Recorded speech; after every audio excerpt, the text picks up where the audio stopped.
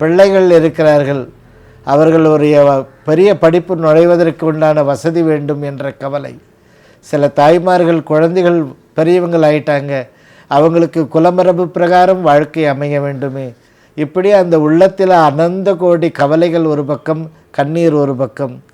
தென் திசை பார்த்து அருள் பாலிக்கக்கூடிய அம்பாளுக்கு வளர்பிறை, அதுவும் அந்த வெள்ளிக்கிழமையில் ஒரு முறை அர்ச்சனை செய்யுங்கள். அந்த வளர்பிறை வெள்ளிக்கிழமையாக இருக்கணும். அம்பாள் மூலஸ்தானம் தென் திசை பார்த்து இருக்க வேண்டும். அப்படி செய்யும் பொழுது உங்களுடைய வாழ்க்கையில் தொடர்ந்து இருக்கிற திருஷ்டி, தடைகள், தாமசம் இதெல்லாம் நிவர்த்தி ஆகிடும். அதே மாதிரி உங்கள் வீட்டில் அதிசீக்கிரத்தில் சுபம் கைகூடி வரும்.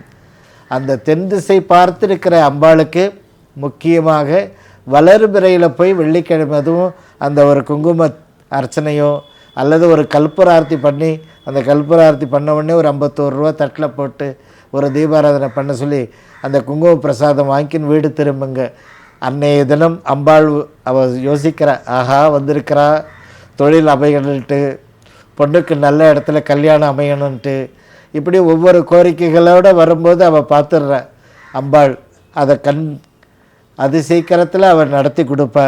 பகைவர்களுடைய தொல்லை உங்கள் வாழ்க்கையை விட்டு விலக ஆரம்பித்து விடும்.